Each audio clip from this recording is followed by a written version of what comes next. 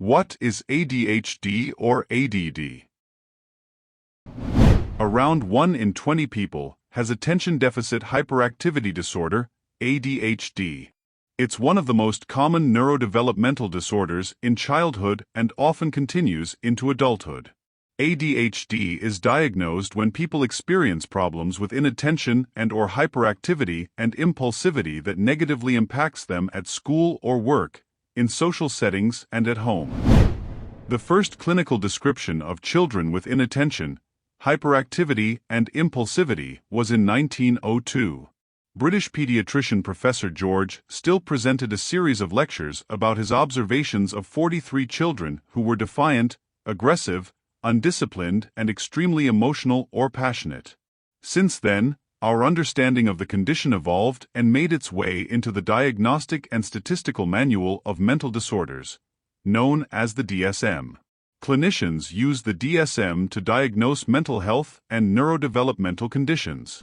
However, 7 years later, a revised DSM, DSM-3R, replaced ADD and its 2 subtypes with ADHD and 3 subtypes we have today. A predominantly inattentive. A predominantly hyperactive impulsive. Combined. How is ADHD currently diagnosed? The 3 subtypes of ADHD, outlined in the DSM-5 are predominantly inattentive. People with the inattentive subtype have difficulty sustaining concentration, are easily distracted and forgetful, lose things frequently, and are unable to follow detailed instructions. A predominantly hyperactive impulsive. Those with this subtype find it hard to be still, need to move constantly in structured situations, frequently interrupt others, talk nonstop, and struggle with self-control. Combined. Those with the combined subtype experience the characteristics of those who are inattentive and hyperactive impulsive. ADHD diagnoses continue to rise among children and adults. And while ADHD was commonly diagnosed in boys, more recently we have seen growing numbers of girls and women seeking diagnoses. However, some international experts contest the expanded definition of ADHD driven by clinical practice in the United States.